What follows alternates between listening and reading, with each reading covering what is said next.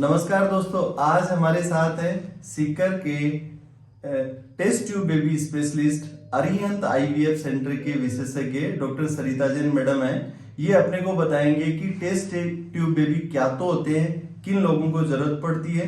तो madam, test tube baby क्या होते हैं?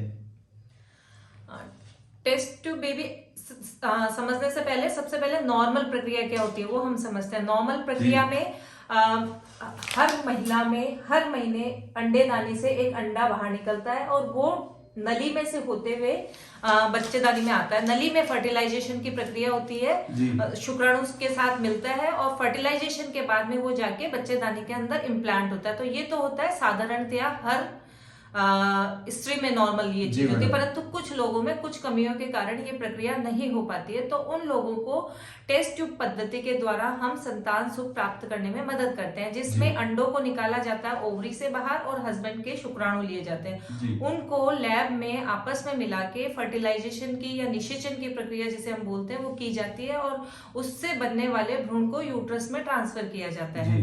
तो ये प्रक्रिया कुछ लोग होते हैं जैसे जिनमें नॉर्मली नहीं हो पाती है, जैसे कि या तो हस्बैंड में शुक्राणुओं की थोड़ी कमी है या उनकी गतिशीलता कम है, या औरत की हम बात करें तो उसमें या तो अंडे ठीक नहीं है या कम है या फिर उनमें नलियां रुकी हुई हैं या कई हार्मोन की बीमारियां जैसे पीसीओडी बहुत कॉमन एक बीमारी होती है। तो इन सब लोगों में जो कि बच्चा प्राप्त नॉर्मल तरीके से नेचुरल तरीके से नहीं प्राप्त कर सकते, तो उनको हम आईवीएफ प्रक्रिया या टेस्ट ट्यूब बेबी की मदद से बाहर भ्रूण बना के उसको यूट्रस में ट्रांसफर करते हैं और इस तरह से उनको संतान प्राप्त करने में मदद करते हैं। जी मैडम, ये कौन सी उम्र में कब किसी कपल को आपसे मिलना चाहिए?